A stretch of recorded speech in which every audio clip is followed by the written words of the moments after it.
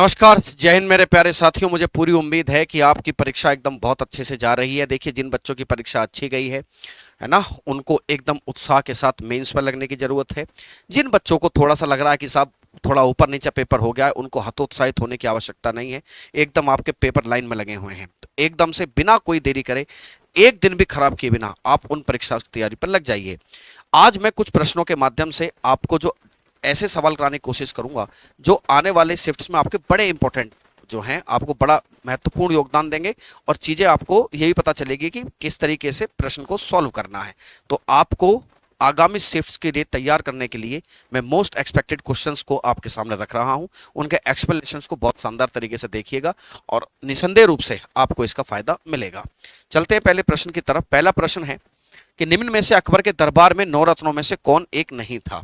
मेरे प्यारे साथियों, जब जब प्रश्न आपसे 9 रत्नों से पूछे तो याद रखना 9 रत्न, 9 जेम्स, 9 जेम्स से प्रश्न पूछे तो आपको एक चीज याद रखनी है कि 9 जेम्स के रिगार्डिंग एक राजा का नाम आपको सबसे पहले याद रखना है कि जिसके दरबार में 9 रत्नों की टोली पहले भी रहा करती थी। वो था चंद्रगुप्त विक्रमादित्य। कौन था? चंद्रगुप्त विक्रम आदित्य, याद रखना।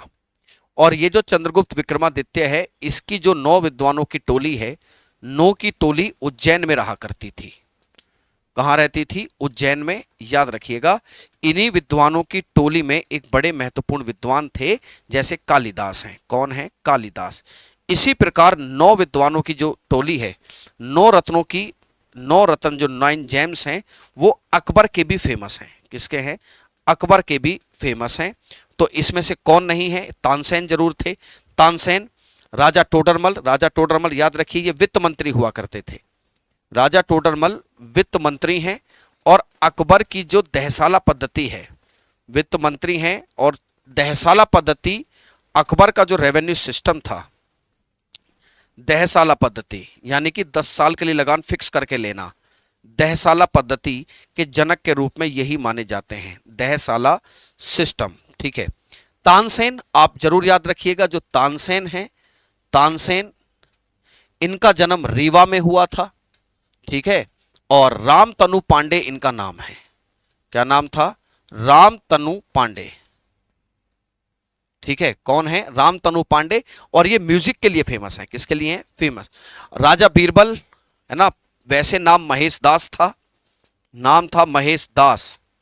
और जो एक धर्म चलाया था अकबर ने, दीन ए इलाही धर्म, दीन ए इलाही धर्म को एक्सेप्ट करने वाले द ओनली पर्सन, दीन ए इलाही, दीन ए इलाही को एक्सेप्ट करने वाले एकमात्र हिंदू, को एक्सेप्ट करने वाले एकमात्र हिंदू कौन है? The only Hindu. कौन थे? राजा बीरबल। कहां इन हाजिर जवाबी के लिए फेमस थे? यूसुफ जाइयों के खिलाफ विद्रोह दबाने के लिए गए थे, वहां पर उनकी डेथ हो जाती है। तो 9 रत्नों के लिए अकबर भी फेमस है मेरे प्यारे साथियों। ठीक है, ये इस चीज को जरूर याद रखिएगा। तो अगला सवाल देखें। भारत के किस राज्य में रामसर स्थलों की संख्या सबसे ज्यादा है? रामसर स्थल, Ramsar sites, Ramsar sites, Ramsar sites जिन्हें वेटलैंड्स कहा जाता है, वेटलैंड्स, आर्द्र भूमियां, वेटलैंड्स या जिन्हें आर्द्र भूमि कहते हैं भैया। 1971 में एक सम्मेलन हुआ था। 1971 में एक सिटी पड़ता है ईरान का जिसका नाम रामसर था। रामसर कन्वेंशन कहते हैं जिसे। क्या बोलते हैं? Ramsar convention, Ramsar convention. Bharat में प्रेजेंट में 85 रामसर साइट हैं। कितनी साइट हैं? 85 रामसर साइट्स प्रेजेंट में मौजूद हैं। ठीक है। सबसे बड़ी रामसर साइट, सबसे बड़ी रामसर साइट के केस में 2 बातें आपको याद रखना है। अगर आपसे सबसे बड़ी रामसर साइट पूछ ले तो वैसे तो सबसे बड़ी रामसर साइट के रूप में सुंदरवन का डेल्टा आता है, लेकिन मेरे भाई सुंदरवन का डेल्टा की सिचुएशन क्या है कि वो भारत साथ साथ इसका कुछ हिस्सा बांग्लादेश में भी है। सबसे बड़ी रामसर साइट सुंदरवन का डेल्टा है। किसका डेल्टा है? सुंदरवन का डेल्टा है। और यह सुंदरवन का डेल्टा है तो मैंने बताया ना कि ये भारत के साथ साथ बांग्लादेश में भी फैला हुआ है।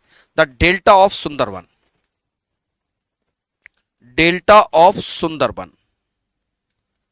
डेल्टा ऑफ सुंदरबन, है ना। और अगर प्योर फॉर्म में पूछ ले, भारत में प्योरेस्ट पूछ ले, तो चिल्का झील है। चिल्का झील, चिल्का झील कौन सी लेक है? चिल्का लेक, चिल्का लेक, है ना। चिल्का झील के बारे में मैं कुछ आपको बता देता हूं। चिल्का लेक, चिल्का लेक भैया उड़ीसा में पड़ती है। लैगून का एग्जाम्पल है। किसका एग्जाम्पल है? लैगून का। लैगून क्या होते हैं? एक प्रकार के बैक वाटर्स होते हैं। क्या होते हैं? एक प्रकार के बैक वाटर्स। और इसी चिल्का झील पर एक द्वीप है नालाबान या नालाबानी, नालाबानी आइलैंड है इसी पर, जिसी पर प्रवासी पक्षी आते हैं। प्रवासी पक्षी आते हैं ना, प्रवासी पक्षी इसी नालाबानी पर आते हैं। ठीक है। रामसर साइट्स की संख्या को, अच्छा रामसर को, जो रामसर स्थल हैं, इनको जो वेटलैंड्स, बल्कि वेटलैंड्स को पृथ्वी का गुर्दा कहते हैं। किडनी ऑफ लैंड स्केप्स कहा जाता है। क्या बोलते हैं? किडनी ऑफ लैंड स्केप्स बोलते हैं। Kidney of landscape. सबसे ज्यादा संख्या कहां पर है? मैक्सिमम संख्या है इनकी, ये मैक्सिमम तमिलनाडु में है। इनकी मैक्सिमम संख्या तमिलनाडु में है और दूसरे नंबर पर उत्तर प्रदेश में है। These are the Ramsar sites, है ना। तो तमिलनाडु इसका सही उत्तर है। सबसे छोटी कौन सी है? सबसे छोटी, सबसे छोटी है रेणुका जी लेक, हिमाचल प्रदेश। सबसे छोटी रेणुका जी झील। कौन सी लेक है? रेणुका, रेणुका लेक। रेणुका जी लेक है, कहां पड़ती है? हिमाचल प्रदेश में पड़ती है। कहां पड़ती है साहब? हिमाचल प्रदेश में। I hope you getting my points. याद रखना, ये सभी बहुत इंपॉर्टेंट आपके लिए बन जाती हैं चीजें, इन सबसे प्रश्न आने की संभावना है। आगे क्वेश्चन देखिए आप। भारत में किसे संवैधानिक मुखिया माना गया है? भारत में संवैधानिक मुखिया के तौर पर article 52, article 52 part 5 of the constitution, कौन सा है? संविधान का भाग 5। भारत के राष्ट्रपति को संवैधानिक मुखिया का दर्जा दिया जाता है, कॉन्स्टिट्यूशनल हेड, है ना। दैट इज, कॉन्स्टिट्यूशनल हेड की बात की जाए, कॉन्स्टिट्यूशनल हेड, कॉन्स्टिट्यूशनल हेड जो हैं वो प्रेसिडेंट ऑफ इंडिया है। क्या है साहब? President of India, president of India है। और फर्स्ट सिटीजन, भारत के प्रथम नागरिक भी यही हैं। भारत के प्रथम नागरिक, भारत के प्रथम नागरिक फर्स्ट सिटीजन है। कौन है? भारत के फर्स्ट सिटीजन है। फर्स्ट सिटीजन ऑफ इंडिया भी इन्हें ही कहा जाता है। एक चीज और याद रखिएगा, ये यूनियन एग्जीक्यूटिव के हेड हैं। यूनियन एग्जीक्यूटिव के हेड भी यही हैं। यूनियन एग्जीक्यूटिव हेड, संघ की कार्यपालिका के अध्यक्ष हैं ये। संघ की कार्यपालिका के अध्यक्ष भी यही हैं। संघ की कार्यपालिका के अध्यक्ष के रूप में भी यही हैं। ठीक है, समझे? तो ये हैं भारत के राष्ट्रपति। कौन है साहब? भारत के राष्ट्रपति महोदय को संवैधानिक मुखिया का दर्जा दिया जाता है। ठीक है, समझ गए?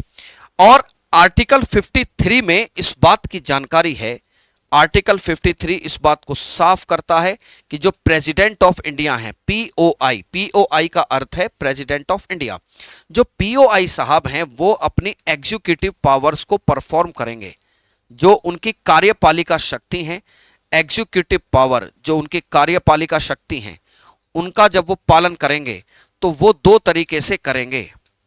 कितने तरीके से? दो तरीके से। पहले या तो वो सेल्फ खुद करेंगे, या किसकी मदद से करेंगे, या फिर मदद करेंगे काउंसिल ऑफ मिनिस्टर्स की मदद से। Council of ministers, council of ministers which was leaded by the prime minister. ठीक है, समझ जाइए। तो ये भारत के राष्ट्रपति महोदय हैं जिन्हें संवैधानिक मुखिया माना गया है ना, मतलब संवैधानिक स्थिति में संवैधानिक मुखिया ये ही हैं। चलिए साहब, शोषण के विरुद्ध अधिकार से संबंधित अनुच्छेदों में कौन सा जोड़ा सही है? ठीक है भैया, 6 फंडामेंटल राइट हैं हमारे पास। हमारे पास 6 फंडामेंटल राइट हैं। कितने हैं? 6 फंडामेंटल राइट। 6 फंडामेंटल राइट हैं सरकार। मेरे भाई याद रखना, पहले 7 थे, मूल संविधान में 7 थे। कितने थे?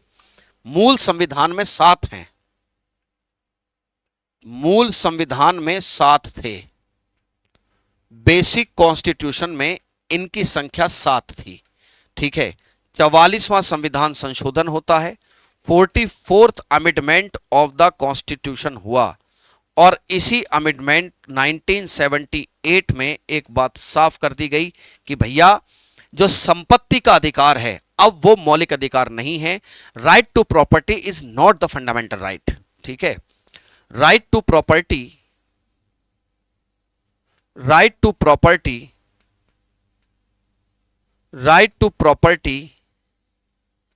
Is not fundamental right,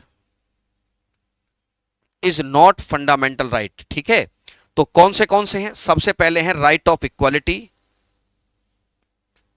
right of equality कहां से कहां तक है? 14 से 18 तक, याद रखिएगा, समानता के अधिकार। फिर हैं राइट ऑफ लिबर्टी या स्वतंत्रता के अधिकार। स्वतंत्रता के अधिकार, स्वतंत्रता के अधिकार 19, 20, 21, 22 यानी कि 19 से 22 तक हैं। राइट ऑफ लिबर्टी 19 से 22 तक दिए गए हैं। 19 में जो स्वतंत्रता दी गई है, 20 में 2 सिद्धि मामला है, 21 में जीने का अधिकार है, 22 में डिटेंशन के अगेंस्ट है।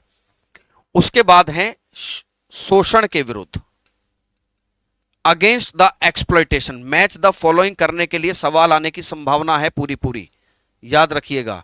छोटी मत मगर मोटी बातों को समझो, समझ जाओ इशारा, है ना, ये खेल इशारों में ही हो जाना चाहिए। शोषण, एक्सप्लॉयटेशन किसको लेकर है? 23 और 24 को लेकर। ठीक है, रिलीजियस लिबर्टी, धर्म की स्वतंत्रता, रिलीजियस लिबर्टी धर्म की स्वतंत्रता 25 से लेकर 28 तक। माइनॉरिटीज के जो राइट हैं, अल्पसंख्यक माइनॉरिटीज के राइट हैं जो उनको अपनी कल्चर और लैंग्वेज बचाने के अधिकार देते हैं, वो भाई 29-30 में है ना। और कॉन्स्टिट्यूशनल रेमेडीज, संवैधानिक उपचारों का उपबंध, कॉन्स्टिट्यूशनल रेमेडीज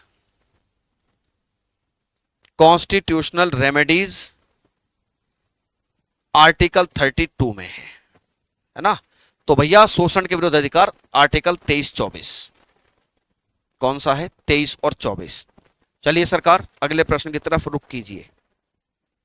निम्न में से कौन सी एक स्थानीय हवा नहीं है? द रीजनल विंड्स नहीं है। रीजनल विंड्स वो विंड्स होती हैं जो किसी पर्टिकुलर एरिया में ही चलती हैं, है ना, ज्यादा बड़ा उनका एरिया नहीं होता है ना, तो उनको रीजनल विंड्स कहते हैं भैया। तो एक हवा है चिनूक, ध्यान दीजिएगा, चिनूक केवल उत्तरी अमेरिका में चलती है। कहां चलती है? उत्तरी अमेरिका में। चिनूक का जो अर्थ होता है, इसका अर्थ होता है स्नो ईटर। स्नो ईटर कहते हैं कि जब यह हवा चलती है तो इस हवा के बाद बर्फ पिघल जाती है, आइस मेल्ट हो जाती है, और आइस मेल्ट होने के बाद ग्रासलैंड्स दिखने लगते हैं। यह बड़ी अच्छी हवा मानी जाती है। चिनूक नाम का एक हेलीकॉप्टर भी है। सिराको कहां चलती है साहब? सिराको सहारा डेजर्ट से चलती है। कहां चलती है? सहारा डेजर्ट से। सहारा डेजर्ट के बाद ये मेडिटेरियन सी को पार करती है। किसको पार करती है? भूमध्य सागर को पार करती है। भूमध्य सागर को पार करती है, और भूमध्य सागर के बाद ये इटली और स्पेन में चली जाती है। कहाँ चली जाती है? इटली और स्पेन में। बेटा जब याद रखना मेरे भाई लोगों, जब ये भूमध्य सागर को पार करेगी तो इसमें आर्द्रता आ जाती है, तो धूल के कण जो लाल कण हैं वो नीचे बैठने लगते हैं, तो यहां पर इसको ब्लड रेन भी बोलते हैं। ऐसा लगता है कि जैसे क्या हो गई है, जैसे ब्लड रेन क्या हो गई है, रक्त वर्षा, इसी का रिजल्ट है। और इसको कुछ अन्य नाम से भी जानते हैं, जैसे लीबिया में इसे गिबली कहते हैं, लीबिया में इसे गिबली कहा जाता है, गिबली। मिस्र में, इजिप्ट में इसे खमसिन कहते हैं, इजिप्ट में इसे खमसिन कहते हैं। क्या कहते हैं? खमसिन। और मेरे प्यारे भाइयों, ट्यूनीशिया में इसे चिली कहते हैं, ट्यूनीशिया में इसे क्या बोलते हैं? चिली। ठीक है। लू एक रीजनल विंड्स है, पाकिस्तान से शुरू होती है और नॉर्थ इंडिया में एंट्री कर जाती है। ठीक है, तो ये तीनों रीजनल विंड्स हैं। मानसून कोई रीजनल विंड नहीं है। ठीक है, मानसून एक स्थानीय पवनें नहीं है।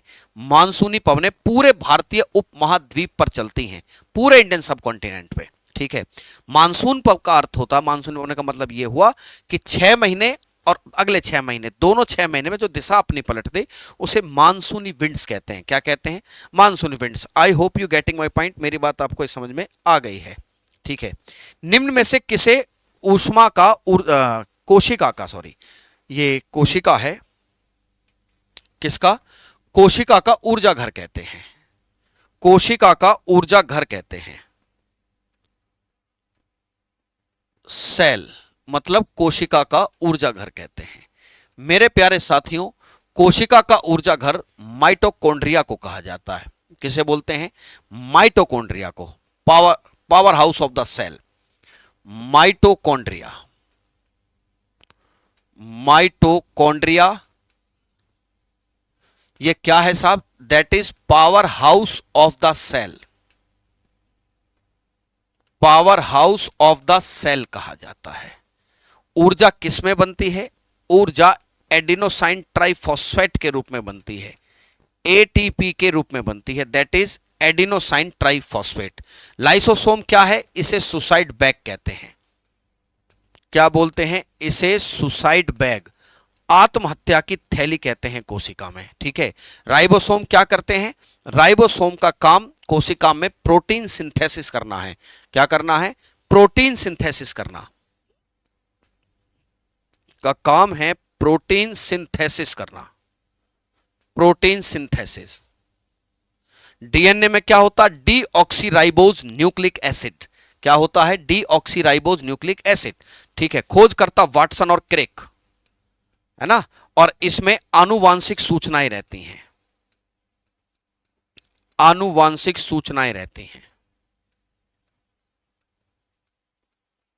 इसी में आनुवांशिक सूचनाएं रहती हैं। I hope you getting my points. चलिए, फूलदेई त्योहार किस राज्य में मनाया जाता है? फूलदेई, फूलदेई त्योहार किस राज्य में मनाया जाता है? तो मेरे भाई फूलदेई त्योहार उत्तराखंड में मनाया जाता है। कहां मनाया जाता है? उत्तराखंड का एक और त्योहार हरेला है। कौन सा है? हरेला। बागेश्वर मेला, कौन सा है? बागेश्वर मेला है। ठीक है, मध्य प्रदेश में मनाया जाता है तानसेन उत्सव। क्या मनाया जाता है? तानसेन उत्सव मनाया जाता है। यहां पर कौन थे तानसेन? मैंने अभी बताया है, तानसेन फेस्टिवल मध्य प्रदेश में ही मनाया जाता है। तो क्या हुआ साहब? फूलदेई त्योहार भी कहां बनता है? उत्तराखंड में बनाया जाता है साहब। I hope you getting my point. ठीक है, चलिए आगे चलो। पल्लव राजवंश की राजधानी क्या थी? पल्लव राजवंश की राजधानी क्या थी? तो पल्लव राजवंश की राजधानी कांची है। कौन सी है? कांची। ठीक है, कांची पल्लवों की राजधानी थी। Kanchipuram, Kanchipuram. The city of 1000 temples, क्या कहा जाता है? द सिटी ऑफ 1000 टेम्पल्स, हजारों मंदिरों का शहर कहा जाता है। ठीक है, और मदुरई के बारे में कहा कि चोलों की राजधानी रही है। मदुरै चोल राज्यों की, चोल शासकों की राजधानी रही है। चोल शासकों की कैपिटल रही है क्या? चोल शासकों की कैपिटल रही है मदुरै। क्या रही है? मदुरै। ठीक है। एक चीज और याद रखना, अनुराधापुर जब चोल शासकों ने श्रीलंका को कब्जा कर लिया, तो श्रीलंका पर कब्जा करने के बाद उनकी राजधानी उत्तरी जो सिंगल द्वीप था, सिंगल द्वीप का जब उत्तरी हिस्सा कब्जा लिया, तो उनकी कैपिटलों में से एक कैपिटल जो उनकी कैपिटल वहां, तो वो थी, मतलब वहां जो कैपिटल बनाई उसे अनुराधापुर कहा जाता है। क्या कहा जाता है? अनुराधापुर। समझे? तो याद रखिएगा। आप जब क्लास देखें तो मुझे बताना कि किस राजा को, तो चोल शासकों ने कौन से मंदिर बनवाए? महाबलीपुरम का मंदिर, महाबलीपुरम मंदिर, महाबलीपुरम मंदिर, रथ मंदिर, रथ मंदिर, शोर मंदिर, शोर मंदिर। संस्थापक सिंह विष्णु, है ना, नरसिंह वर्मन, महेंद्र वर्मन, और सबसे आखिरी अपराजित वर्मन, इनका राजा रहा है। ठीक है। वर्ष 2023 में हॉकी विश्व कप किस टीम ने जीता था? वर्ष 2023 में हॉकी विश्व कप किस देश ने जीता था? तो वर्ष 2023 के हॉकी विश्व कप की विजेता जर्मनी रही है। जर्मनी नंबर 1 पर रही और नंबर 2 पर रही बेल्जियम की टीम। बेल्जियम की टीम। कहां खेला गया था यह फाइनल? कलिंग स्टेडियम उड़ीसा में खेला गया था। कलिंग स्टेडियम, कलिंगा स्टेडियम उड़ीसा में खेला गया था। कहां खेला गया था? कलिंग स्टेडियम उड़ीसा में इसको खेला गया था। कौन सा? जो आपका जो हॉकी है, कौन सा है? हॉकी का जो है। ठीक है, चलिए साहब, समझे? तो कलिंग स्टेडियम में तो कौन है विजेता? विजेता के रूप में जर्मनी है। कौन सी? जर्मनी, जो नंबर 2 पर। आई थिंक भारत इसमें 9वें नंबर पर रहा है। किसने रहा? 9वें नंबर पर। ठीक है। गांधी जी का सबसे पहला आंदोलन कौन सा था? खेड़ा, चंपारण, अहमदाबाद या व्यक्तिगत सत्याग्रह? देखिए, गांधी जी का सबसे पहला आंदोलन चंपारण है। गांधी जी का सबसे पहला आंदोलन चंपारण है। क्या है साहब? चंपारण। ठीक है। चंपारण बिहार में। किस लिए? To oppose the Tinkathia system. Tinkathia system के विरोध में। क्या होता है तिनकठिया पद्धति? यानी कि कुल जमीन के 3/20वें भाग पर इंडिगो फार्मिंग, नील की खेती के लिए बाध्य किया जाता था। तो चंपारण बिहार में इनका सबसे पहला आंदोलन है, और इसी आंदोलन के बाद गांधी जी को महात्मा की उपाधि दी थी। रविंद्रनाथ टैगोर क्या कहते हैं? रविंद्रनाथ टैगोर साहब ने इनको महात्मा की उपाधि दी थी। ये 1917 में है। किसमें है? 1917 में चंपारण सत्याग्रह हुआ था।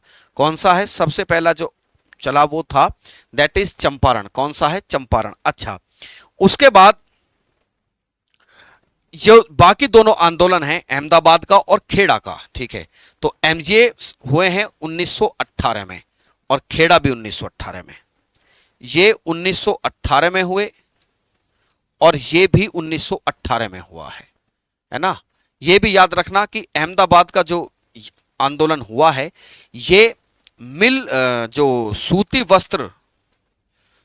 वस्त्रों का जो मिल था, सूती वस्त्र के मिल के मालिक के अगेंस्ट हुआ था। मिल मालिक के अगेंस्ट में हुआ था, क्योंकि वो प्लेग बोनस नहीं दे रहा था। मामला किसका था? प्लेग बोनस का, है ना? मजदूर ज्यादा प्लेग बोनस मांग रहे थे, वो उतना देने तैयार नहीं थे। खेड़ा में क्या था? खेड़ा में अकाल के बावजूद भी राजस्व की वसूली हो रही थी। अकाल के बावजूद क्या हो रही थी? राजस्व की वसूली हो रही थी। रेवेन्यू कलेक्शन हो रहा था। इसके विरोध में जो है खेड़ा आंदोलन हुआ था। व्यक्तिगत सत्याग्रह वर्ष 1940 में शुरू हुआ। 1940 में पबनार से। कहां से शुरू हुआ था? पबनार से। पहले व्यक्तिगत सत्याग्रही पंडित जवाहरलाल नेहरू थे। ये पॉइंट मुझे बड़ा इंटरेस्टिंग लग रहा है, मुझे लग रहा है कि ये टकरा ना जाए। पंडित जवाहरलाल नेहरू, ठीक है, और दूसरे थे आचार्य विनोबा भावे। कौन थे? आचार्य विनोबा भावे जो थे वो दूसरे सत्याग्रही थे, आचार्य विनोबा भावे। ठीक है, आई होप यू गेटिंग। तो पहला आंदोलन कौन सा था? पहला था भैया चंपारण। कौन सा है? चंपारण। किस गवर्नर जनरल के शासनकाल में ईस्ट इंडिया कंपनी केवल एक प्रशासनिक निकाय के रूप में परिवर्तित हो गई? During the region of which governor general the East India Company was converted into a mere administrative body? देखिए साहब, ये विलियम बेंटिक है। कौन था? William Bentinck. William Bentinck. ये बताना है आपको इसमें कि 1833 का चार्टर इसके टाइम पीरियड में पास हुआ था। 1833 का जब एक्ट पास होता है तो इसी में साफ कह दिया गया था कि भैया कंपनी अब कोई व्यापार नहीं करेगी, मतलब व्यापार पे और भी लोग, मतलब मोनोपोली नहीं है कंपनी की। कंपनी ये नहीं कह सकती कि इस पर्टिकुलर चीज पर भी मेरी मोनोपोली है, ऐसा कंपनी नहीं कह सकती। ठीक है, कंपनी के ट्रेड राइट्स एंड कर दिए जाते हैं, कंपनी के ट्रेड राइट्स एंड कर दिए गए, कंपनी के ट्रेड राइट समाप्त कर दिए गए और उसके बाद पूरी तरीके से वो एक एडमिनिस्ट्रेटिव बॉडी बना दी जाती है। क्या बन गई है? एडमिनिस्ट्रेटिव बॉडी बना दी गई। मेरे प्यारे साथियों, आपको एक चीज और यहां पर याद रखनी है कि जैसे ही एडमिनिस्ट्रेटिव बॉडी कंपनी बनती है, तुरंत कंपनी का गवर्नर अब गवर्नर जनरल बन गया था। ब्रिटिश भारत का गवर्नर जनरल, है ना, गवर्नर जनरल, गवर्नर जनरल जो था became the governor general of India.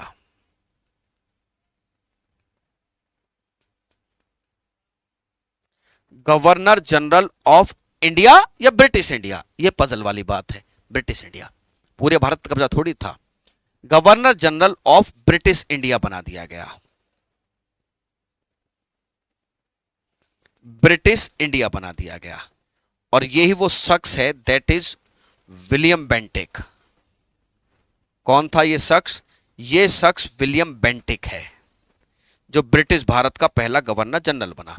William Bentinck के बारे में आपको कुछ बातें और भी याद रखनी है, जैसे इसने सती प्रथा को बंद करवा दिया था, सती रेगुलेशन एक्ट पास करवाया था। इसी सती रेगुलेशन एक्ट पास हुआ था, सती रेगुलेशन एक्ट पास करवाया था, ये भी याद रखिएगा।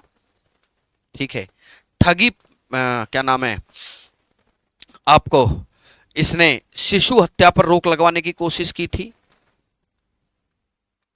शिशु हत्या पर रोक, ठगी प्रथा का अंत करवाया था, ठगी प्रथा का अंत। ठीक है, याद रखिएगा, सती रेगुलेशन एक्ट इसी के टाइम पीरियड पास हुआ था, राजा राम मोहन राय के प्रयासों से। राजा राम मोहन राय,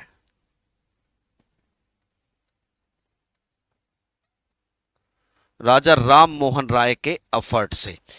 क्लास जब देखें तो कमेंट सेक्शन में छोड़ें कि राजा राम मोहन राय को, जिन्हें भारत में पुनर्जागरण के पिता के रूप में भी लोग मानते हैं, राजा राम मोहन राय साहब ने किस संस्था की स्थापना की थी, इन्हें राजा की उपाधि किसने दी थी? कि मुझे पूरा भरोसा है कि संस्थाओं से सवाल हर पेपर में कुछ ना कुछ आता ही है, तो आपको यह बात पता होनी चाहिए। That is Lord William Bentinck. कौन था? लॉर्ड विलियम बेंटिक था साहब। आगे चलते हैं। भारत में रेलवे के जोनों की संख्या कितनी है? भारत में रेलवे जोनों की संख्या कितनी है? इस मसले पर आपको थोड़ा सा सुलझाना पड़ेगा। कैसे? मैं बताता हूं। भारत में रेलवे जोनों की संख्या कायदे से 19 है। कितनी है? 19। भारत में जो रेलवे जोन है, रेलवे जोनों की संख्या 19 है। Railway zone. अब प्रश्न यह है कि आप मेट्रो को रेलवे जोन मानते हो कि नहीं मानते? इसमें इंक्लूडेड है दिल्ली मेट्रो, इसमें इंक्लूडेड है दिल्ली मेट्रो, इसमें इंक्लूडेड है कलकत्ता मेट्रो। कौन सी है? कलकत्ता मेट्रो। ठीक है, लगभग 2024 के प्राप्त आंकड़ों के अनुसार 68,000 किलोमीटर जो है हमारी रेलवे लाइन है। 2000, जिसमें क्या शामिल नहीं है? यार्ड्स में खड़ा होना या किसी वर्कशॉप में जाना, उनको शामिल नहीं किया गया है। लगभग 2024 में approx 68,000, approx 68,000 kilometre railway line है। इस चीज को याद रखिएगा। तो भैया 17 और 19 ये आप देख लेना, क्योंकि इन दो को हटाने पर 17 ही रेलवे जोन बचते हैं। इन दो को हटा दो तो 17 ही रेलवे जोन बचते हैं। हेरोड डोमर मॉडल पर कौन सी पंचवर्षीय योजना आधारित थी? देखिए साहब, हेरोड डोमर मॉडल जो है, हेरोड डोमर मॉडल फर्स्ट वाली जो प्रथम पंचवर्षीय योजना है वो हेरोड डोमर मॉडल पर आधारित थी। ये कृषि पर फोकस करती थी। किस पर फोकस थी? कृषि पर फोकस्ड थी। ठीक है, जो सेकंड वाली पंचवर्षीय योजना है वो किस पर है? महालनोबिस मॉडल पर। किस पर आधारित थी? वो महालनोबिस मॉडल पर आधारित है।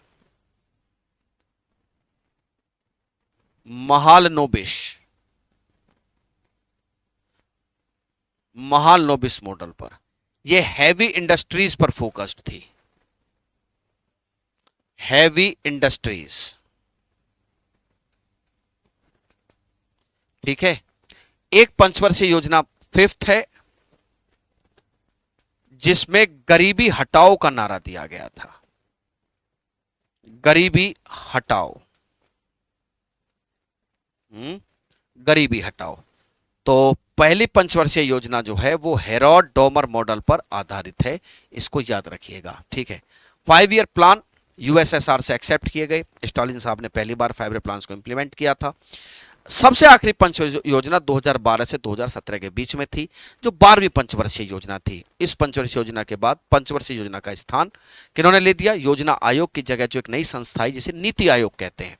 तो अभी नीति आयोग हमारी प्लानिंग्स के लिए काम करता है।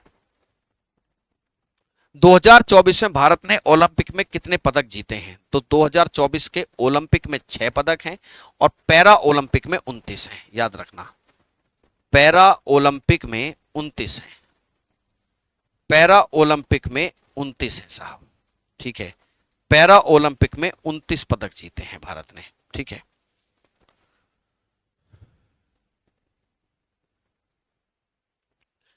भारत के संविधान में एकल नागरिकता का प्रावधान कहां से लिया गया है? Single citizenship.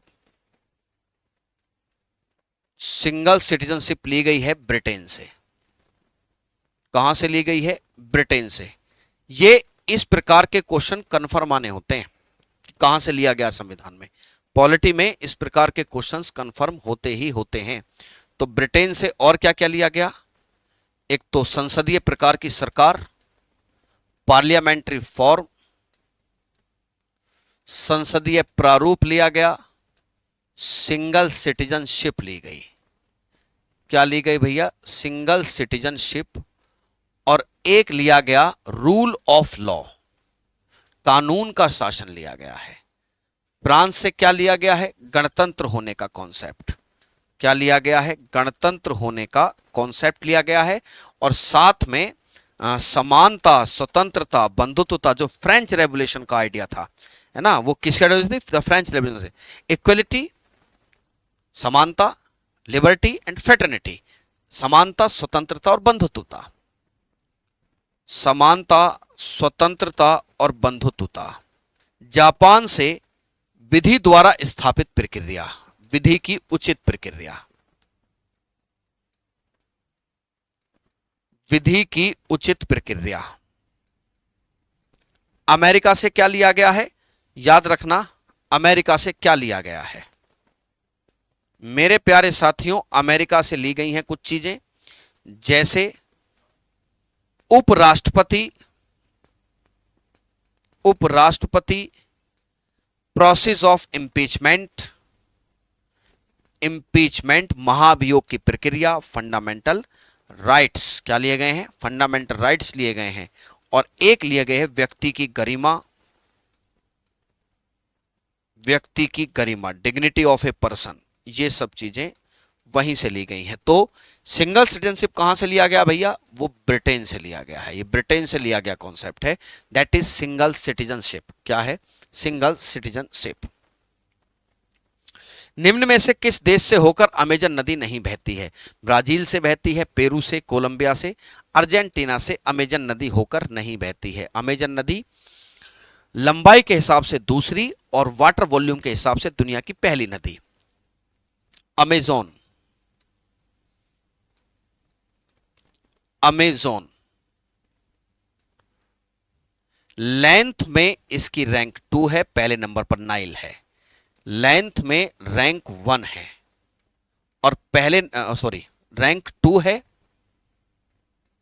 पहले नंबर पर है नील नदी, नाइल रिवर।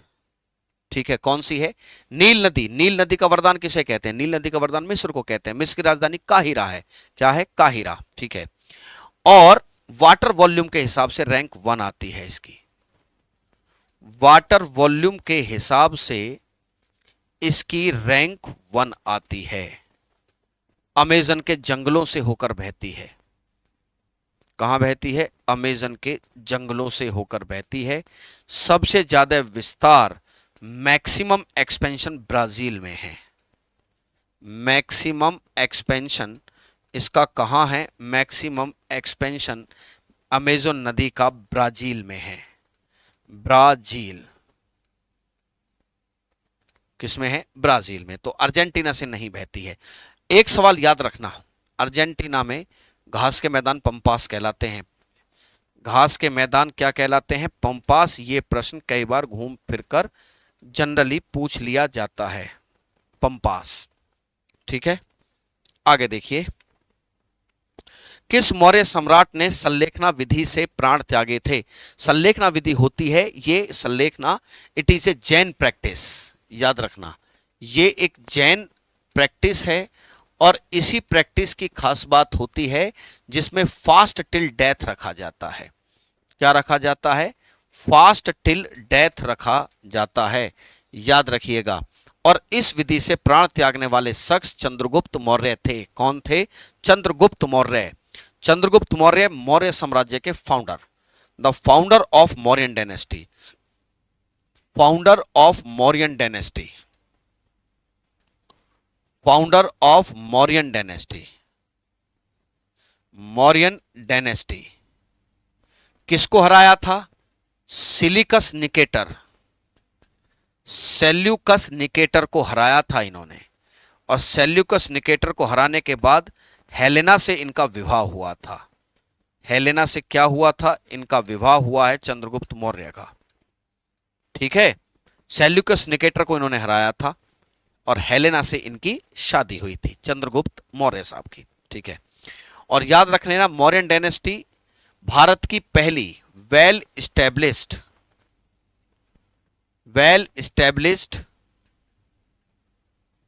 Welfare monarchy.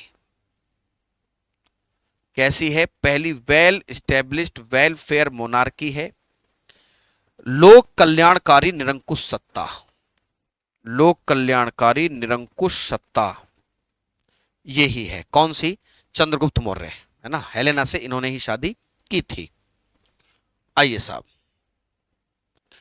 भारतीय संविधान में सुप्रीम कोर्ट का प्रावधान कहां किया गया है, तो पार्ट 5 में है। याद रखना, भाग 5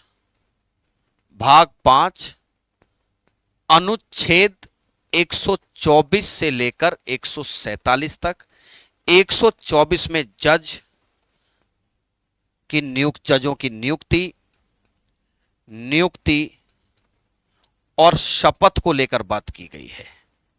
जज, नियुक्ति, शपथ, ये सब जो प्रोविजंस हैं वो आर्टिकल 124 में है, संविधान के भाग 5 के अध्याय 4 में।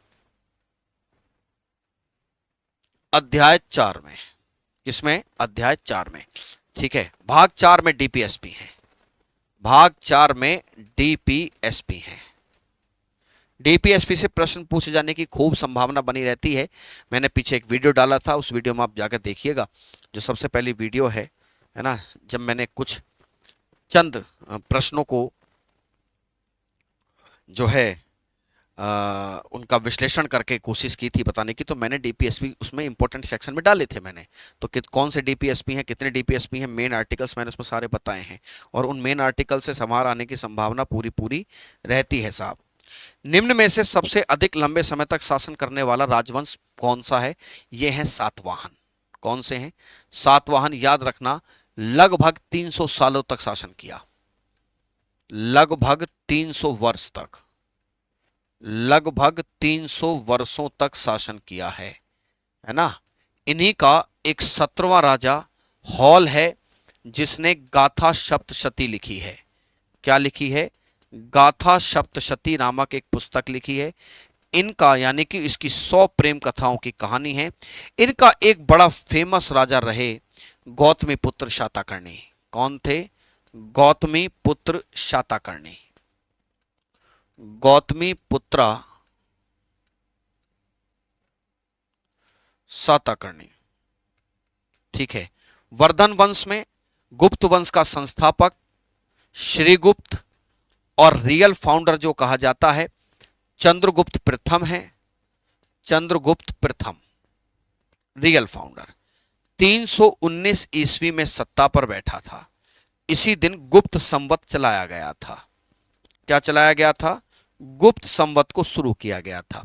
वर्धन वंश, फेमस शासक हर्षवर्धन, यही वो शख्स है जिसके दरबार में इसे वो बोलते हैं, नाटक लिखे थे ना, तो नाटककार सम्राट इसे कहते हैं, है ना। नाटककार सम्राट है ये। कमेंट करके जरूर बताइएगा कि कौन से इसके नाटक आपको पता है। कन्नौज से थानेश्वर राजधानी ले गया। कन्नौज टू थानेश्वर, ओ थानेश्वर से कन्नौज, उल्टा कर दिया हमने। थानेश्वर से कन्नौज राजधानी लाया था। थानेश्वर टू कन्नौज। एक पॉइंट और याद रखिएगा, ह्वेनसांग इसी के टाइम पीरियड में भारत आया था। ह्वेनसांग की यात्राओं का विवरण सीयू की है। इसे यात्रियों का राजकुमार कहा जाता है। यह सम्राट हर्षवर्धन के काल में ही भारत आया था साहब, ठीक है। चलिए, टाइम आउट संबंध का संबंध किससे है बेटा? टाइम आउट क्रिकेट से होता है। किससे? क्रिकेट से। क्रिकेट से इसका संबंध है। क्रिकेट जुड़ी कुछ शब्दावलियां हैं: no ball, dead ball, LBW, wicket keeper, long on, long off, mid wicket. ऐसी कुछ टर्मोलॉजीज को इसकी आप याद करके जरूर जाना। टाइम आउट, ठीक है। चलिए साहब, लोसर उत्सव कहां मनाया जाता है? लोसर एक प्रकार का न्यू ईयर है। लोसर इज इक्वल्स टू एक प्रकार का न्यू ईयर। ये तिब्बती न्यू ईयर है, बट ये लद्दाख में भी मनाया जाता है। भारत के लद्दाख में भी मनाया जाता है। बेस्ड ऑन द मून, ये चंद्रमा को देखकर न्यू बनाते हैं। बेस्ड ऑन द मून, ये किसको देखकर बनाते हैं? चंद्रमा को देखकर मनाया जाता है, ठीक है मेरे प्यारे साथियों। इन क्वेश्चंस को एनालिसिस करके जाइएगा और कोशिश करना, अगर आपको लगता है कि इसके आधार पर कोई टॉपिक इंपॉर्टेंट है तो उस टॉपिक को भी आप जरूर पढ़ के जाना, ठीक है। मिलता हूं कल फिर एक और नए कुछ क्वेश्चंस के साथ, कुछ क्रैक्स के साथ, ठीक है। तब तक के लिए धन्यवाद। जय हिंद।